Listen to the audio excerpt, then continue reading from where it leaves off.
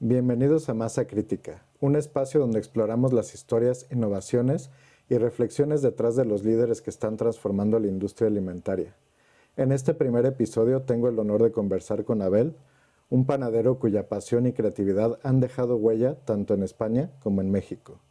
Abel es mucho más que un panadero, es un alquimista de masas y fermentos, que ha encontrado en México un nuevo lienzo para reinterpretar su arte. Hoy hablaremos sobre cómo es llevar la tradición a nuevas tierras, qué significa adaptarse sin perder la esencia y cómo el pan puede ser un vehículo de conexión cultural.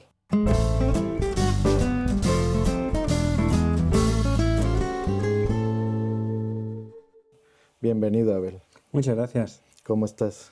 Muy bien, pues nada, muy contento de estar aquí y nada, con ganas de estar los siguientes o los próximos minutos hablando de lo que nos gusta y de lo que nos apasiona, ¿no? Claro, pues muchas gracias por estar aquí en nuestro primer episodio. Estás literalmente abriendo el foro para los demás. Y bueno, pues quiero empezar un poquito como contando un poquito sobre tu historia y quisiera que me cuentes un poco de cuál es tu primer recuerdo relacionado con el pan. Pues mira, yo nací y crecí en un restaurante. Provengo de una familia pues de cocineros, de chefs, una familia que se ha dedicado al negocio de la hostelería. Entonces, mis primeros recuerdos, más que ligados al pan, son ligados a lo que es la comida o la gastronomía en general, ¿no? Okay. En casa de mi familia, pues siempre que nos sentábamos alrededor de una mesa, pues el tema de conversación pues no era el fútbol, ni la política, ni cosas de estas, sino que siempre el tema de conversación, casi siempre era la comida, ¿no? Era la gastronomía, los vinos, los quesos, todas estas cosas. Entonces, más que ligado al pan, la verdad es que es eso, ¿no? Nací en un ambiente muy gastronómico y la verdad es que todo el tema de la panadería llegó muchísimo más tarde. Okay. Lo descubrí tardíamente, la verdad, pero bueno, lo descubrí a tiempo, ¿no? Se puede decir, y como dicen, ¿no? Más vale tarde que nunca, ¿no? ¿Qué crees que es en sí lo que te llevó a convertirte en panadero? ¿Cuál fue como ese gancho que te hizo decir, esto es lo mío? Pues mira, yo creo que es posible, ¿no? Que uno en la vida pues tenga un don o una aptitud para hacer alguna cosa. Sin embargo, muchas veces estas capacidades no las descubres tú por ti mismo, sino que tiene que dar la circunstancia, ¿no? de que alguien te lo descubra o de que alguien te lo valore para que tú te des cuenta de que tienes un futuro profesional ligado a eso, ¿no? Yo siempre digo, y sin quitar mérito a lo que yo luego he hecho, ¿no? Pero tuve la suerte de cruzarme en la vida con una persona que a mí, la verdad, pues me cambió mi vida, ¿no? Que fue el maestro Josep Pascual.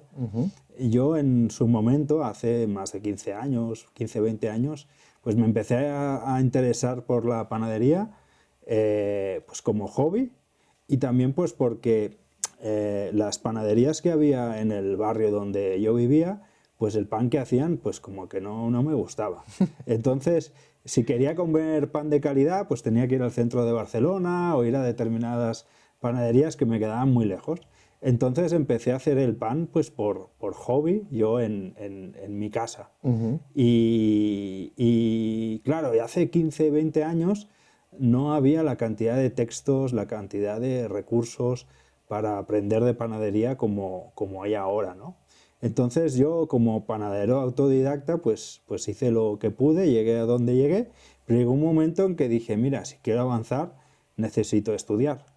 Entonces el primer curso de panadería que yo tomé, lo tomé con un profesor que se llama Josep Pascual, que yo en aquel momento sabía que era un buen profesor, pero no sabía realmente todo lo que significaba, ¿no? Y realmente no sabía que era tan bueno como era, ni que tenía tanta fama como tenía, ni que tenía el prestigio que tiene, ¿no?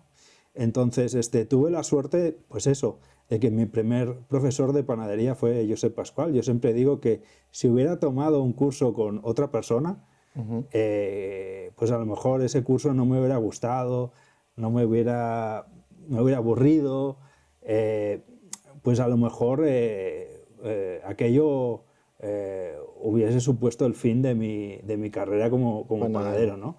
Sin embargo, tomar un curso con él y adoptar un poco, ¿no?, su manera de ver la panadería, su manera de transmitirlo, pues la verdad es que me sacudió todo el cuerpo, ¿no?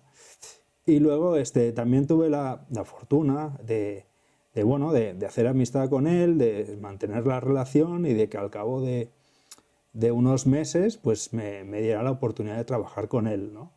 Okay. Con lo cual, pues ya te digo, aquello me cambió la vida, porque yo en aquel momento no me dedicaba a la panadería, me dedicaba a otras cosas, y gracias a eso, ¿no?, pues bueno, empecé a trabajar en cuestiones relacionadas con la panadería, empecé también a tener ingresos, ¿no?, en la parte de la panadería, ¿no?, hasta que llegué, pero bueno, yo no dejé de combinar eso pues con mi anterior trabajo, ¿no?, que era como comunicólogo, ¿no? Okay. Pero llegó un momento en que tenía ya más trabajo como panadero que como comunicólogo, ¿no? Ajá. Entonces fue en aquel momento en que ya dejé aquello y me empecé a dedicar 100% a lo que es la panadería, ¿no? Por tanto, es verdad que muchas veces en la vida descubres, pues no sé, tu talento, ¿no?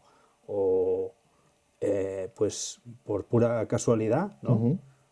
O causalidad, no se sabe, ¿no? Sí. Y que muchas veces no es tanto que lo veas tú y que te lo creas, sino que trabajas con gente pues que sabe identificar tu talento, ¿no? Y te sabe poner en un camino, ¿no? Fíjate que es curioso porque ahora cuando estuve en EMEA, que estuve un tiempo allá, me tocó estar en Barcelona y justamente estaba la Feria del Pan Artesanal ahí en Barcelona y justamente estaba Josep Pascual y de hecho lo vi, platicamos ahí cosas muy específicas de lo que trabajo de desmoldantes y demás, pero pues fue interesante, ¿no? Justamente toparlo. Sí, la verdad que Josep Pascual es un referente. Sí. Y él, hablando con otros compañeros, ¿no?, de la profesión, sobre todo en España, siempre hemos dicho que él tiene especial ojo para descubrir el talento, ¿no?, y para ver a una persona trabajar, ¿no?, y identificar si tiene futuro o no en la panadería, ¿no? Es como un scouter de la panadería. Y de hecho, yo cuando lo conocí a él era el coach y el capitán del equipo español de panadería, ¿no? Okay. Entonces, yo, te repito, cuando lo conocí y tomé el primer curso con él, yo no sabía que él tenía todas estas facetas, ¿no?, que luego acabaron siendo tan importantes en mí, ¿no? Yo siempre que hablo con él, que es casi cada semana, pues muchas veces pues le agradezco, ¿no?, pues todo lo que hicimos juntos y todo lo que yo aprendí de él. Él siempre me dice que no, que todo el éxito que yo he tenido es por mí.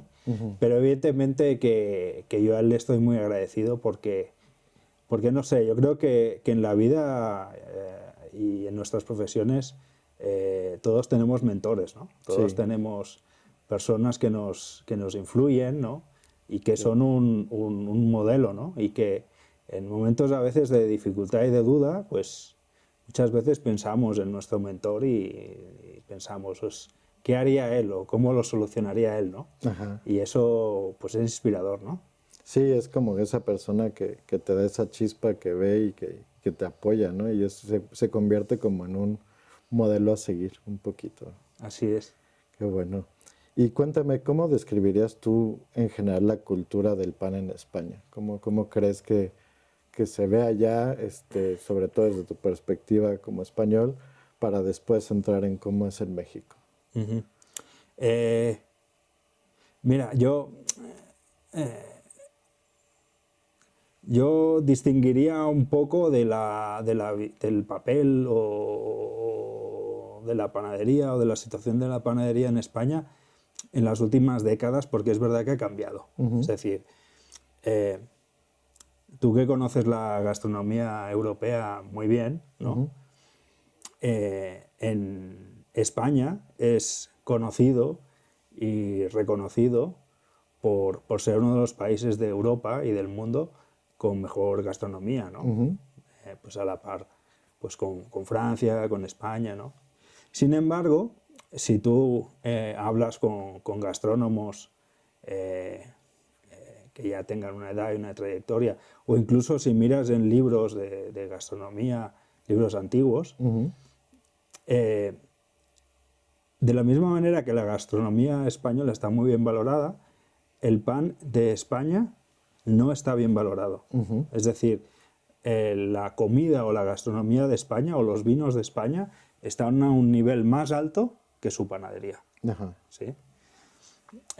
Cosa que hay países en Europa que sucede a la inversa. Es decir, hay países en Europa que su gastronomía no es mala, pero tampoco está al nivel de la española o de la francesa. Sin embargo, el nivel de su panadería es muy alto, ¿no?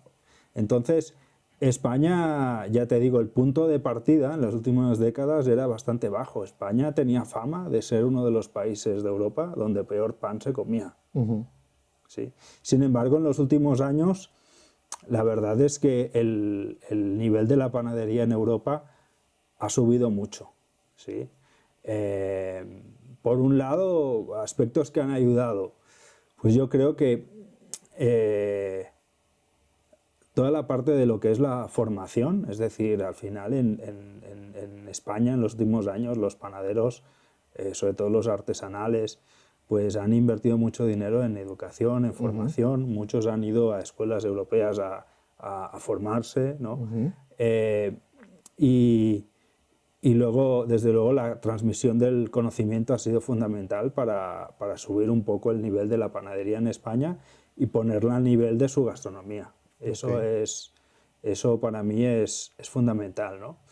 Y luego también para mí pues ayuda o puede ayudar también todo el tema de las indicaciones geográficas protegidas. Sabes que en Europa con determinados alimentos pues hay indicaciones geográficas protegidas, ¿no? Que significa que determinado producto solo lo puedes llamar así si está hecho en un determinado territorio, ¿no? Y con determinados ingredientes. Pues en el caso de España igual. En el caso de España hay varias indicaciones geográficas protegidas respecto a determinados panes, ¿no? Y eso yo creo que ha ayudado, ¿no? Y últimamente también, en los últimos años, se ha empezado a legislar algunas cuestiones relacionadas con el pan. ¿No? Se ha hecho una ley del pan, ¿no? que no es perfecta, es decir, porque es una ley que, según determinada gente, pues no es todo lo profunda que podría llegar a ser, pero pero es una ley que de alguna manera delimita y pone determinados, acota algunas cuestiones, ¿no?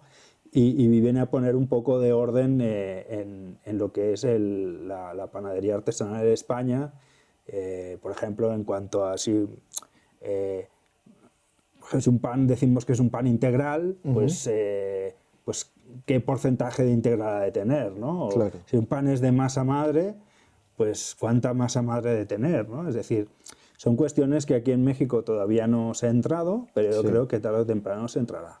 De hecho, en Francia están igual con lo mismo, el tema de, o sea, qué es un grano integral, cómo se considera, y la gente en general no tiene como esa educación o muy claro porque realmente son legislaciones nuevas, ¿no?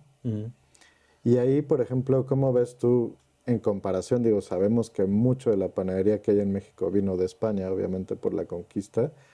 ¿Y cómo ves, por ejemplo, el panorama del pan en México hoy, el día de hoy? Pues mira, yo hace 9 años, ¿no? Cuando llegué me instalé en México, una de las razones por las que me instalé fue porque yo en aquella época, hace 10, 9 años, yo ya empezaba a ver que algunas de las cosas que habían sucedido en España en los últimos 15, 20 años, o hace 15, 20 años, aquí en México estaban empezando a suceder y no tenían ninguna duda de que iban a acabar sucediendo aquí, ¿no? Okay. Y evidentemente en estos últimos 10 años, 9, 8 años, desde que vivo aquí, pues evidentemente todas estas tendencias internacionales, ¿no?, que ha habido en la panadería artesanal, sobre todo, han acabado llegando a México, impactando en México, ¿no? Okay. Entonces, pues todo el tema de largas fermentaciones, pan más tipo europeo, ¿no? Panes más integrales con granos y semillas.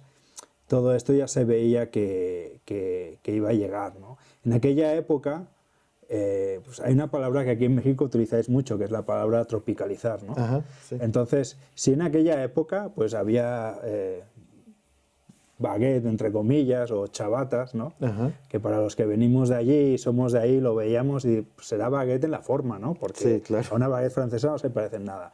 Sin embargo, hoy en día no es nada difícil en cualquier capital de cualquier estado de México encontrar panes que son una réplica muy fiel, ¿no?, a lo que te podrías encontrar en cualquier capital europea, ¿no? O sea, hoy en día en ciudades como Querétaro, Morelia,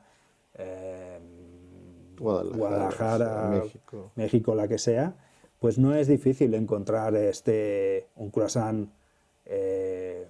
francés, ¿no? Y que se le parezca bastante, dijéramos, ¿no?, a lo que es el producto original. Claro. Pues es interesante porque igual yo me acuerdo que igual hace, pues ¿qué será? Como 25 o 30 años fue cuando empezó como el boom de la gastronomía española con el bulli. Me acuerdo mucho en chocolatería también el tema de Oriol Balaguer, ¿no?, Sí. que empezó a hacer ruido. Y luego tenemos en México, por ejemplo, a José Ramón Castillo, que Sí. trae como justo el tema de Oriol Balaguer Sí, y sí, todo, sí, ¿no? sí. Entonces ha ido evolucionando y creo que afortunadamente ese cambio en España trajo cambios también para México, ¿no? Sí, lo que pasa es que también, por ejemplo, en el bulli, tú ibas al bulli en los años 90 y no servían pan. Sí, No había pan, ¿no? sí, Yo qué sé, y Oriol Balaguer. Mira, fíjate que hoy en día, por ejemplo, ya Oriol Balaguer, un gran pastelero en España, pero ya también empieza a ser bastante distinguido y reconocido, sobre todo por el panetone, sobre todo por la bollería, incluso también por el pan. Entonces, esto te demuestra de que, ya te digo, hace unas décadas los grandes chefs incluso vivían un poco de espaldas, Ajá. ¿no?, al tema de la panadería, ¿no? Y hoy en día, pues ya se le está poniendo en la mesa el lugar que merece, ¿no? También es cierto que a ver, la panadería siempre en lo que es el área de la gastronomía, ¿no? El panadero pues siempre había estado un poco en la esquina, ¿no? En el margen, ¿no? Era que no valía para nada para panadero, Sí, ¿no? Era exacto. el bad boy, ¿no?, de Ajá.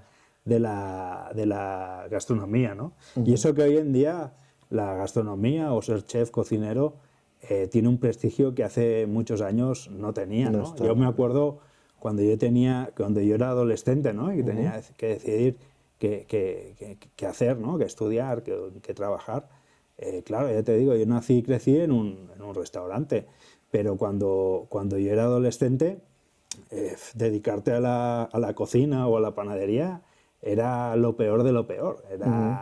Era un trabajo que no, vamos, con un 0% de prestigio a nivel social y profesional, ¿no? Sí, claro. Hoy en día las cosas han cambiado muchísimo, ¿no? En aquella época tú tenías 2 hijos, ¿no? Uno abogado y otro cocinero, decías, ay, pobre cocinero, ¿no? Sí. Hoy en día tienes 2 hijos, uno abogado y uno cocinero, y dices, pues pobre abogado, ¿no? Ajá, sí.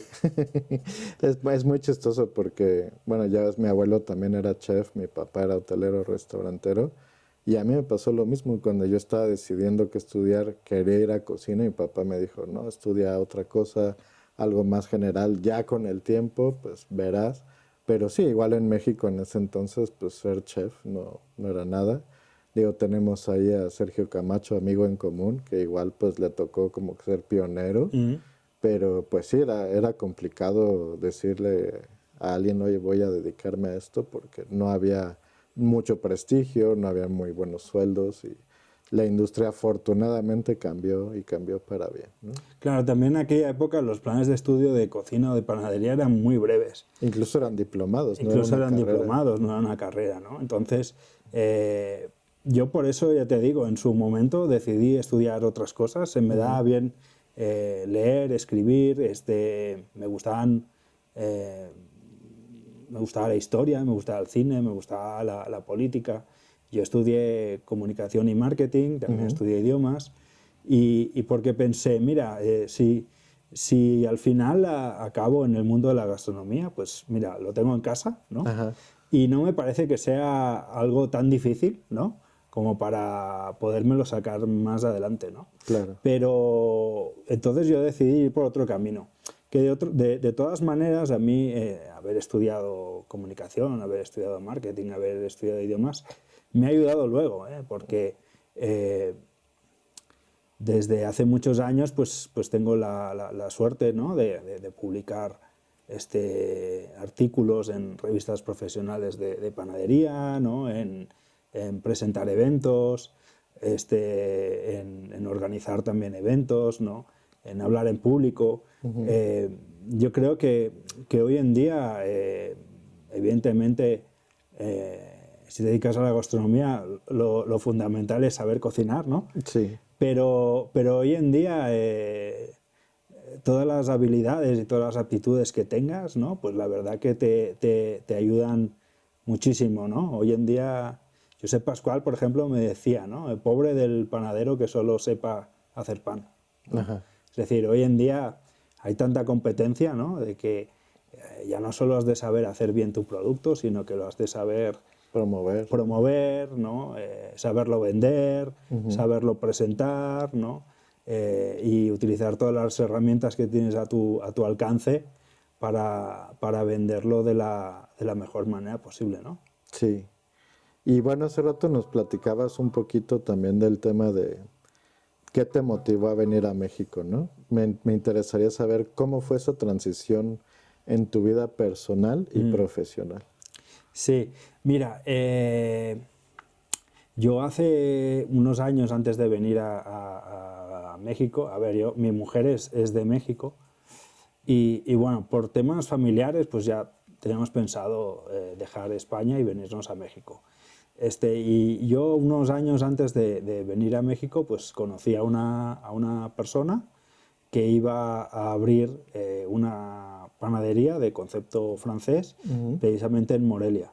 Ok. Entonces, me invitó a trabajar con él y estuve trabajando con él un tiempo, ¿no? Ujú. Y entonces, pues mira, fue fenomenal porque pude hacer match entre la parte familiar y la parte Profesional. profesional, ¿no?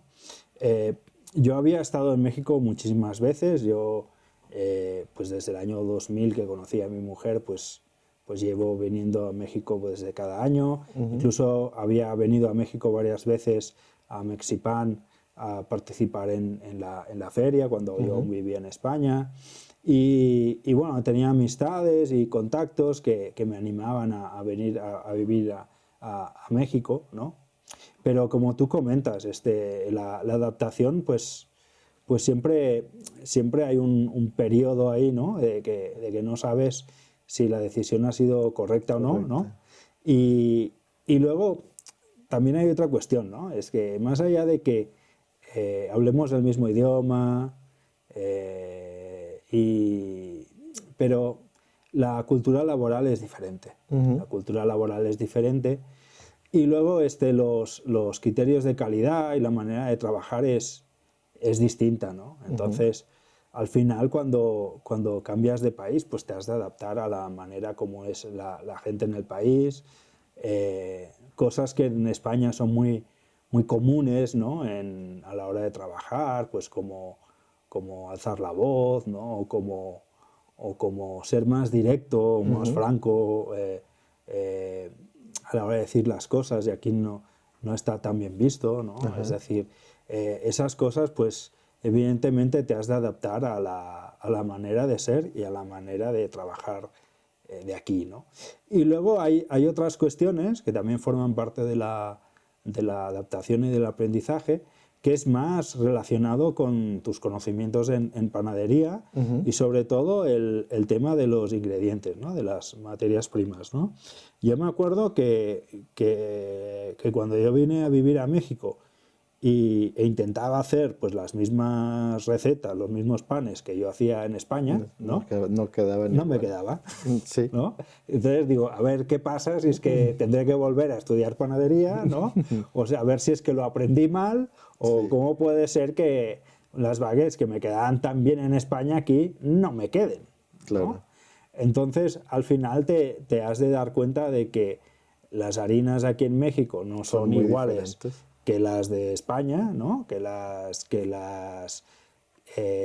Y que si en tu manual de panadería, pues de la Escuela de Panadería de Barcelona, dice que has de amasar 7 minutos, pues a lo mejor aquí en México necesitas amasar 10, ¿me entiendes? Sí, incluso el agua, el pH, todo eso Exacto, la afecta. absorción del agua, la elasticidad, la tenacidad, cambia un poco, ¿no? Entonces, darme cuenta de esas cosas, ¿no? Y encontrar un poco las soluciones, ¿no? Para adaptar un poco las recetas y los métodos de Europa a los de aquí, pues bueno, me llevó mi tiempo, ¿no? Claro. Entonces, pues yo siempre digo, ¿no? Que está muy bien leer y comprarte libros de panadería europea, nada más que sepas que seguramente No va a no funcionar. los vas a poder aplicar al 100%, ¿no? Que Claro. la panadería, a ver, 2 baguettes y 2 baguettes son 4 baguettes, pero en panadería 2 y 2 siempre son No es lo 4, ¿no? mismo, sí,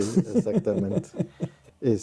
Y bueno, por ejemplo, ahí tienes algún ejemplo muy específico de algún caso que hayas tenido de algo específicamente que no te salió. Pues fíjate que, por ejemplo, por temas profesionales, yo estos años he viajado pues, por muchos estados de la República, de los 32 estados que tiene la República, he estado en 26, ¿no? Y por ejemplo, sí que me ha tocado mucha diferencia, por ejemplo, respecto al tema de la altura, ¿no? De que hay Ajá. lugares que son súper altos, ¿no? Como Toluca, ¿no? Exacto, y lugares que están como al nivel del mar, ¿no? Y entonces, esta diferencia tan grande que hay en España, hombre, sí que hay lugares altos y lugares bajos, pero no me había tocado dentro de un mismo país, ¿no? Estar en lugares pues con condiciones tan Distintas. distintas que afectan sobre todo la presión. La diferencia en la presión te afecta mucho la expansión de los gases, ¿no? Sobre todo cuando haces productos que llevan polvo de hornear, ¿no? Pues la dosificación, por ejemplo, es distinta, ¿no? Sí, un pastel de chocolate es todo un tema, por Sí, ejemplo. y luego también pues que aquí en México pues las harinas del sur tienen que ver con las del norte, con las del este, con las del oeste, ¿no? Entonces, pues incluso muchas panaderías del norte de México trabajan con harinas estadounidenses, ¿no? Entonces, pues bueno, al final se trata de ir y ver y fijarte, ¿no? Y tomar decisiones sobre la marcha, ¿no? Pero sí es verdad que México es un país tan grande y tan variado y con tantas variables, ¿no? Que Sí, eso a la hora de hacer el pan, pues lo has de tener en cuenta, ¿no? sí. Sí, es complejo, no es tan fácil y sobre todo adaptar muchas veces recetas extranjeras a México es todo un tema en pastelería y en panadería en específico. Sí, y además fíjate también que lo que hablábamos antes, ¿no? De tropicalizar. Es decir, al final, bueno, tú puedes apostar por hacer un producto muy auténtico, pero has de estar muy convencido de tu calidad o lo has de saber vender muy bien para que la gente lo acepte y lo entienda, Sí, claro. ¿no? Y si no, lo que tienes que hacer es tropicalizar, ¿no? Intentar hacer algo que sepas que va a ser del agrado de la gente, aunque a lo mejor te desvíes y no seas tan fiel, ¿no? A la Receta receta tradicional, ¿no? tradicional, ¿no? Es decir,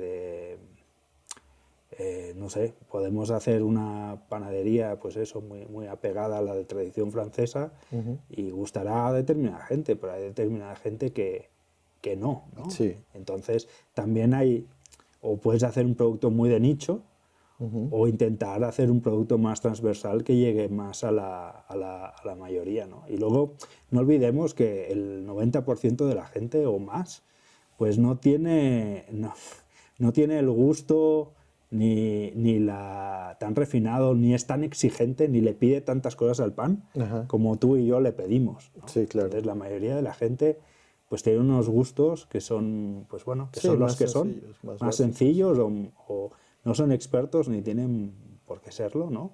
Y al final pues compran lo que les gusta y lo que les resulta, ¿no? Sí, algo que para mí es como bien interesante, seguro te ha tocado, es que en general en América, o sea, desde Estados Unidos y más todavía conforme bajas al cono sur, el dulzor, ¿no? O sea, ves un postre colombiano es mucho más dulce que Sí. uno mexicano.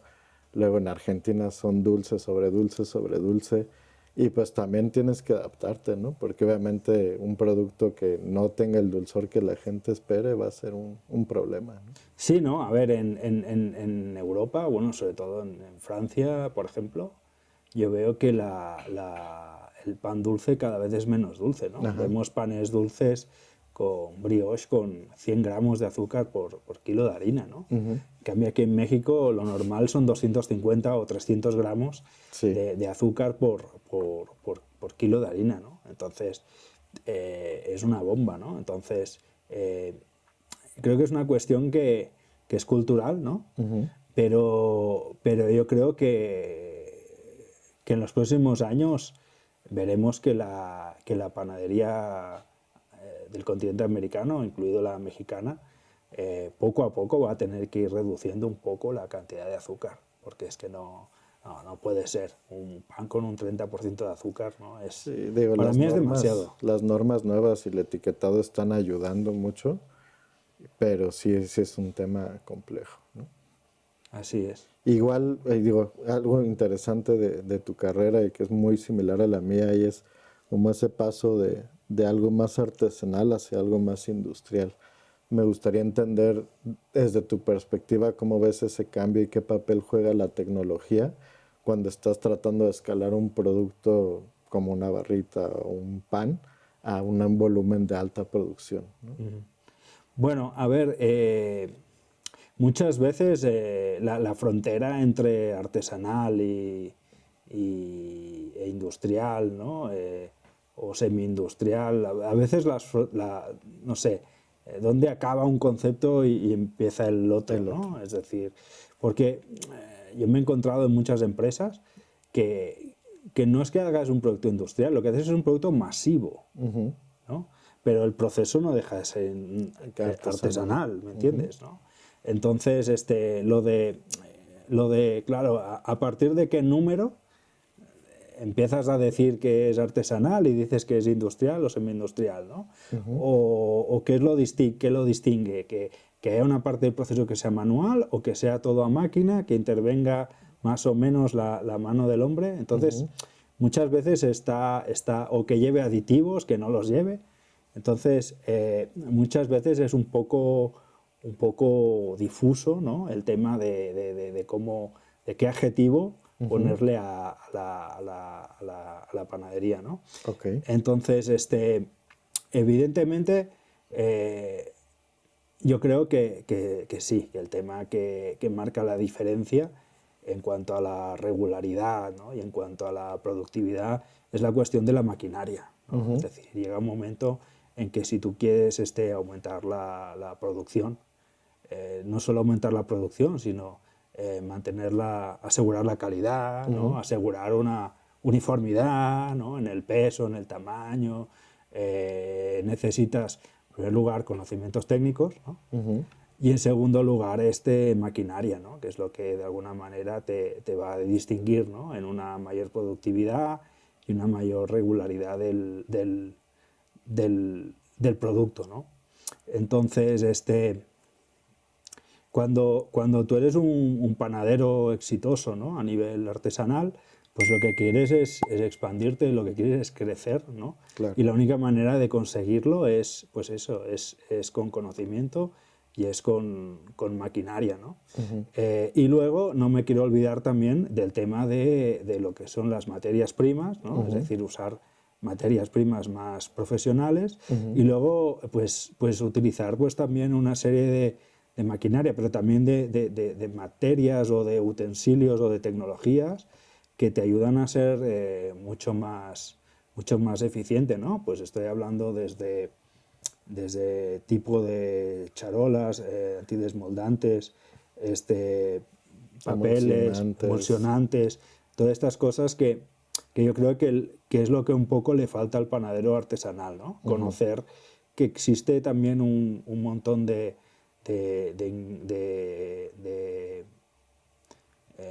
pues lo que comentábamos, ¿no? Desmoldantes, emulsificantes, Sí, como de de aditivos. aditivos, exactamente, que les pueden ayudar, ¿no? A tener una consistencia, a ser más limpios, ¿no? A ser más rápidos, ¿no? Yo creo que eso al panadero artesanal todavía Cuesta, le ¿no? cuesta un poco, ¿no? Y ahí, por ejemplo, últimamente está muy de moda y tenemos empresas muy grandes enfocadas 100% en el tema de la sostenibilidad. ¿Tú cómo lo has vivido en estos últimos años? ¿Te ha afectado de alguna manera? ¿Han hecho algunos cambios? ¿Cómo lo ves? Bueno, hace unos años pues veías que solo las grandes empresas, ¿no? Bueno, primero los gobiernos Sí, y luego las grandes empresas de alguna manera interiorizaban este discurso, ¿no? Yo creo que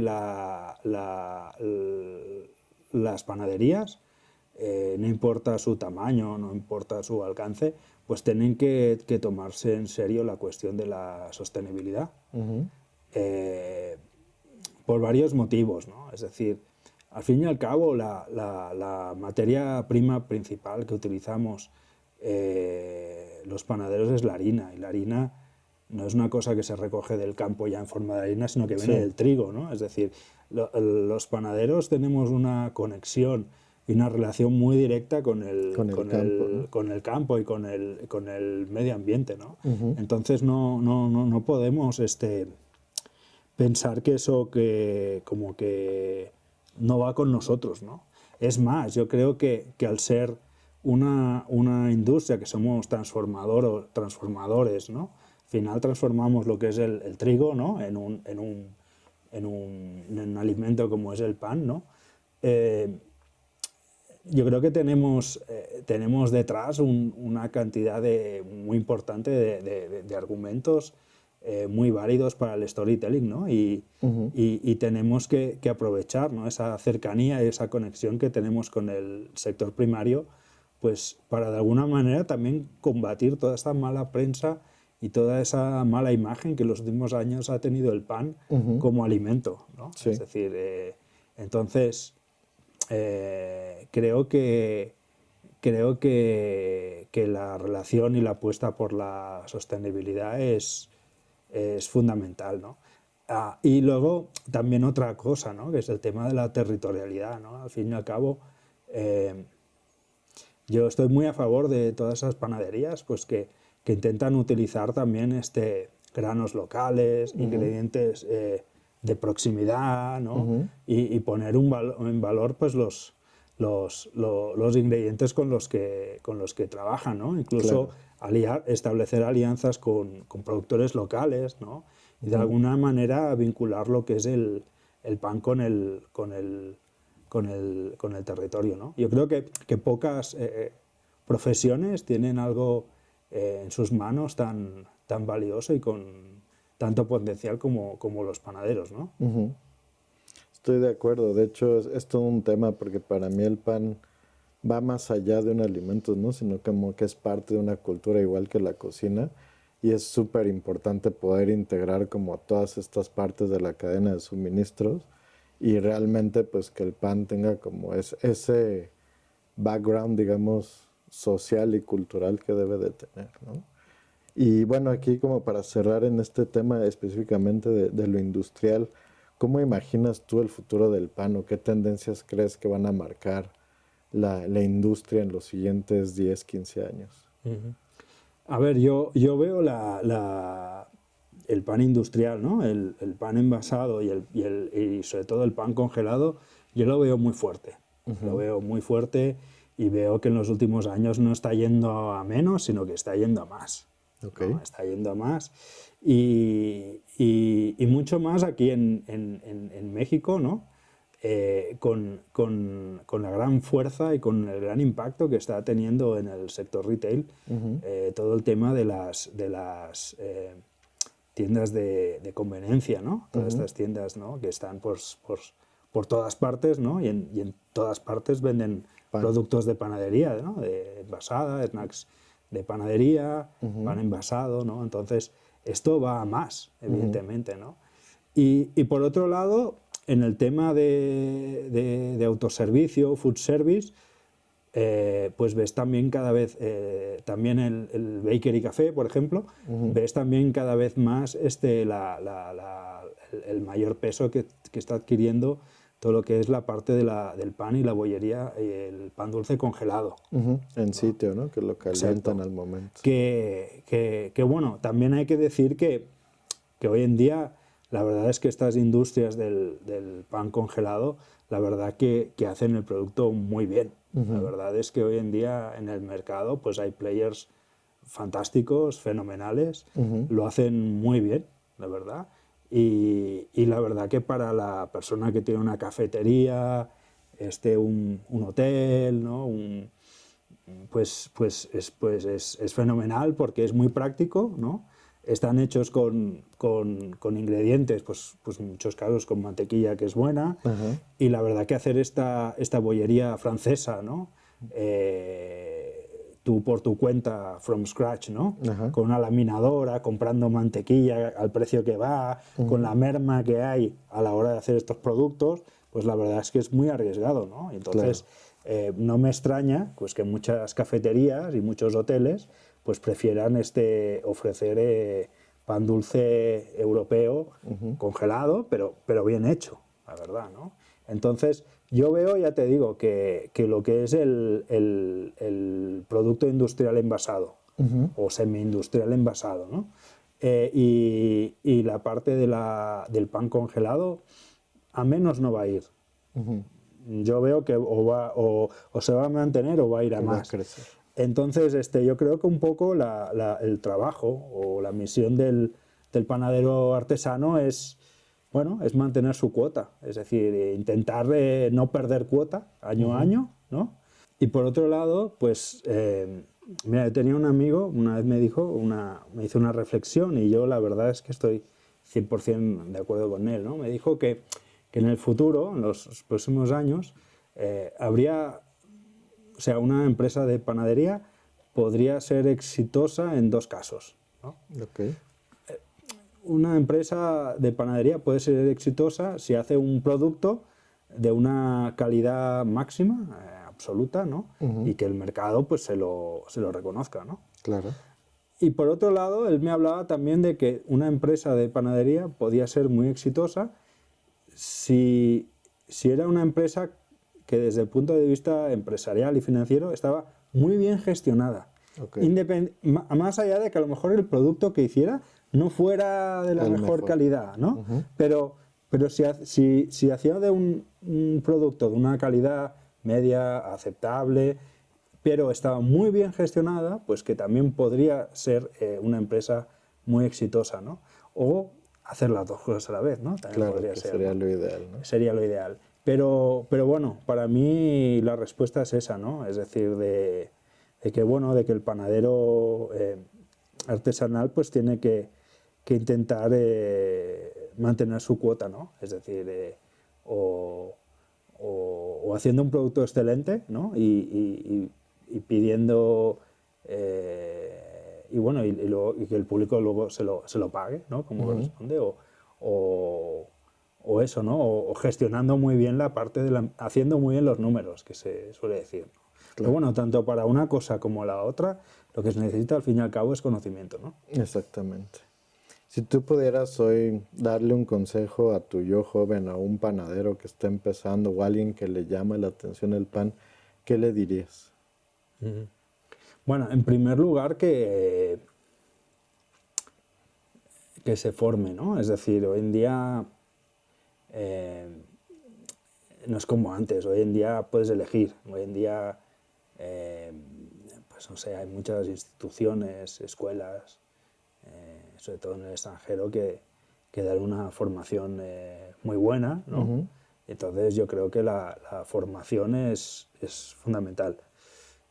Y luego, por otra parte, yo diría que hoy en día, no solo para ser panadero, sino para cualquier negocio, hoy en día es muy importante el trabajo en equipo, ¿no? Entonces, elegir muy bien con quién te juntas, ¿no? Es decir, al fin y al cabo, la panadería es un trabajo en equipo.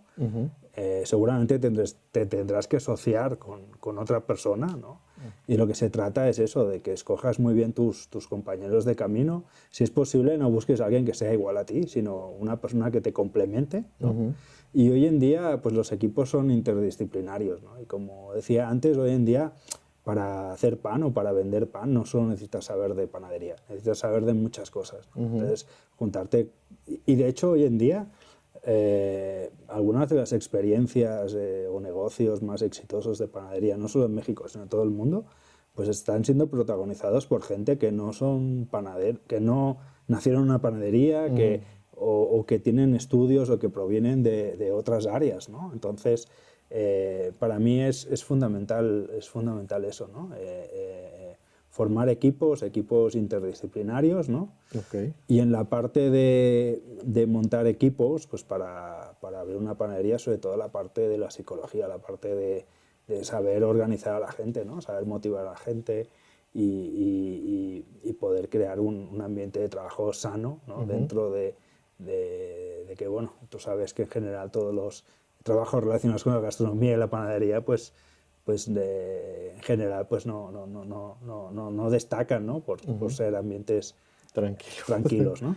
Sí, es un medio complicado y con mucha pasión para bien y para mal, pero se acostumbra uno, ¿no? Y creo que es parte de lo que lo hace bonito también. Digo, estar en cocina, tienes momentos de estrés terribles, pero también momentos muy padres. Creo que es algo que vale mucho la pena.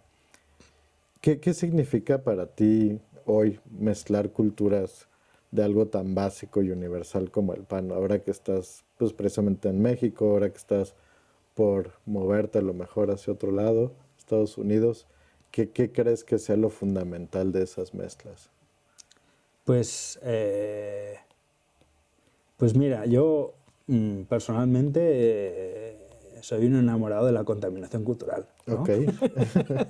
Entonces, a mí la verdad es que bueno, cosas que hay gente que le molestan o ¿no? Pues pues a mí me gusta, ¿no? Es decir, que haya esta fusión, ¿no? Es decir, al final yo creo que es lo fascinante, ¿no? Es decir, yo es verdad pues que provengo de una cultura de la panadería pues más española, y más que española, pues yo soy de Barcelona, ¿no? Y es una zona de España pues muy cercana a Francia, y el pan en Cataluña se parece mucho a la panadería francesa, ¿no? Entonces, el pan en Cataluña es muy diferente al pan por ejemplo, en Andalucía, en Madrid o en Galicia, ¿no? En España cambia mucho el pan según donde vayas, ¿no? Igual que aquí en México, pues también hay variedades, ¿no? Yo también pues he tenido la fortuna de, como te decía antes, de recorrer prácticamente todos los estados del país, y muchas veces te das cuenta de que incluso dentro del mismo producto, por ejemplo, un bolillo, el bolillo de la Ciudad de México no es igual que el bolillo de Torreón, Coahuila, o el bolillo de Veracruz, o lo que se come en Guadalajara. Es decir, sí, es muy diferente, ¿no? Entonces, también te das cuenta de esas evoluciones, ¿no? Y eso es lo bonito, ¿no? Eso es lo interesante, ¿no? Es decir, incluso en Francia, es decir, la baguette de París no es igual que la que se come en el sur, ¿me entiendes? Es decir, Eso es interesante, ¿no? O en España mismo, por ejemplo, ¿no? En España, si tú te vas a Galicia, en Galicia les gusta el pan muy hidratado. Ahí los panes los hace con un 100% de agua, o a veces Ok. más agua que harina. En el sur de España, el pan lleva menos del 50% de hidratación. Ok. Y en la zona centro lleva como un 70, 60 en Madrid y en Cataluña un 70. Ok. Entonces, ves que cambia mucho, ¿no? Y lo bonito del pan, sobre todo, es la variedad, ¿no?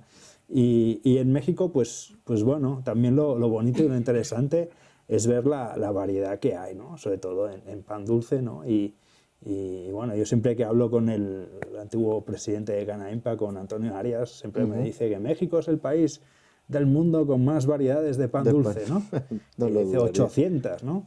Y pues sí, la verdad es bueno, que es una gozada. Y yo ya te digo, siempre que voy por cualquier lugar de México o por cualquier país, pues yo me la paso en las panaderías, viendo el pan, tomándole Probando. fotos al pan, comprando pan.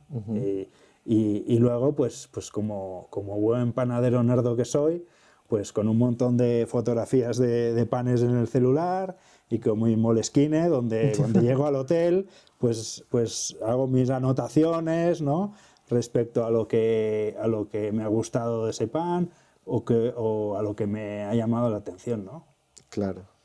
Sí, es todo un mundo y es algo que pues, realmente nunca deja de sorprender, ¿no? O sea, vas a un lugar, pruebas algo nuevo, encuentras panes, por ejemplo, como la viruta, ¿no? Que utilizan en Guadalajara para lo que son las tortas ahogadas y pues cada región tiene su gastronomía y es curioso porque el pan muchas veces apoya esa gastronomía local de alguna u otra manera, ¿no? Sí, pero mira, yo siempre digo que hay muchas maneras de aprender, ¿no? Sobre la panadería, o sea, aprender a hacer pan. Una es, evidentemente, horneando pan, ¿no? Eso es fundamental, ¿no? Luego, pues yendo a cursos, tomando certificaciones, leyendo textos profesionales sobre panadería, ¿no? Pero otra es comprando pan y comiendo pan. Es decir, eso es incluso que muchas veces compras una baguette y ni te la acabas, solo la cortas, la ves, comes la punta y la tocas y ni te la comes. Pero aprendes mucho sobre panadería comprando pan y analizándolo, ¿no? Es decir, no analizándola con criterios profesionales, porque nos dedicamos a esto, evidentemente, ¿no? No es un Claro. tema de me gusta, no me gusta más, me gusta menos, ¿no? Pero sí tener una bitácora, ¿no? E ir yendo a los lugares y ir comprando cosas y probando cosas y analizando cosas con criterios profesionales y al final te vas haciendo una idea propia, ¿no? Ok. ¿Qué es lo que te gustaría que las personas recuerden de tu trabajo y de tu legado? Pues mira, lo importante es que se acuerden. ¿No? Es decir, yo creo que lo importante cuando vas a un lugar, ¿no? Cuando participas en algo, ¿no? Es dejar recuerdo, ¿no? Es decir, lo peor que te puede pasar cuando vas a un lugar, has estado en un lugar, has estado un tiempo en un lugar, es que no se acuerden de ti, ¿no? Sí, O que hoy viste tal, una fiesta, ay, ni me di cuenta que estuvo, ¿no? O sea, hombre, tampoco has de llamar la atención, ¿no? Pero bueno, yo creo que estamos aquí en nuestra profesión pues para hacer un buen trabajo y yo creo que habremos logrado hacer un gran trabajo si cumplimos con evidentemente, pues cada uno en la empresa está, ¿no? Con los Key Performance Indicators, pero además si al cabo del tiempo, pues nos recuerdan pues con cierto cariño, ¿no? Y entonces, a mí lo que me alegra es eso, ¿no? Por ejemplo, he ido a trabajar con muchas empresas, asesorar a empresas, a arrancar negocios y tal, y pasan los años y me siguen llamando para que siga yendo, ¿no? claro. Entonces, habiendo pues otros profesionales, otros consultores, otra gente que también lo hace muy bien, pues siguen prefiriendo que vaya yo, ¿no? Entonces, lo importante en los lugares donde vas es, en primer lugar, hacer el trabajo para el que se te contrató, ¿no? Luego, que haya buena sintonía desde el inicio, ¿no? Es decir, porque yo creo que la comunicación es fundamental, ¿no? Que haya este buen feeling, ¿no? Y sobre todo es eso, que dejar un buen recuerdo, ¿no? Es decir, que la gente se acuerde de ti porque les solucionaste un problema, ¿no? Les solventaste la papeleta, pero sobre todo porque bueno, ven que de alguna manera pues conocieron a alguien que les ayudó a progresar o que les hizo ver las cosas de otra manera, ¿no? Un poco lo que te pasó con Joseph, ¿no? Un poquito. Exactamente. Pues muchas gracias, Abel. Lo que me llevo en general de esta conversación es que el pan es mucho más que un alimento. Creo que es un puente entre culturas, como lo hemos hablado, es algo que une a las personas y incluso lo puedo considerar un poco como un acto de amor, ¿no? O sea, es algo que une familias, personas, culturas, pueblos y pues es algo que realmente es muy apasionante. Sí, la verdad que yo hace unos años, cuando decidí orientar mi carrera profesional hacia la panadería, no pensaba que lograría tener el impacto que he logrado, ¿no? Y no pensaba que el pan uniera tanto, ¿no? Y que el pan diera para tanto, ¿no? Es decir, yo qué sé, yo muchas veces a mis padres o a mis hermanos o a mi madre que se dedican a la gastronomía, ¿no? Pero ellos, por ejemplo, cuando les digo que voy a un campeonato de panadería, pues no se imaginan que hay campeonatos De panadería. de panadería a nivel mundial, ¿no? O cuando les digo, ¿no?, una certificación o una feria, un congreso, no se pueden imaginar de que realmente pues hay gente que viaja tantos kilómetros o que el pan tiene tanta ciencia detrás, ¿no? Como para mover lo que mueve, ¿no?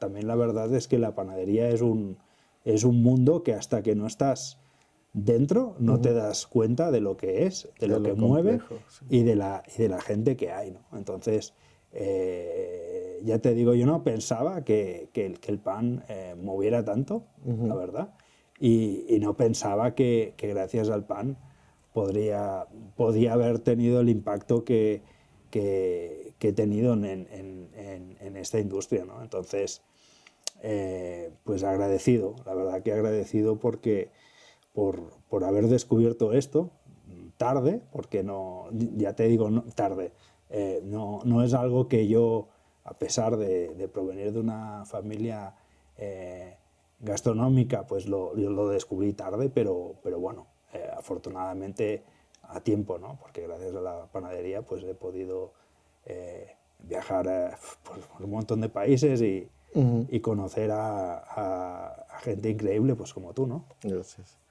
Pues muchas gracias, Abel. Fue un gusto tenerte aquí con nosotros el día de hoy. Ahí vamos a poner tus redes para quien quiera comunicarse contigo. Y bueno, si disfrutaron esta conversación, no olviden suscribirse a Masa Crítica y compartir esta plática que tuvimos con Abel con alguien que ame el pan tanto como nosotros. Muchas gracias y hasta la próxima.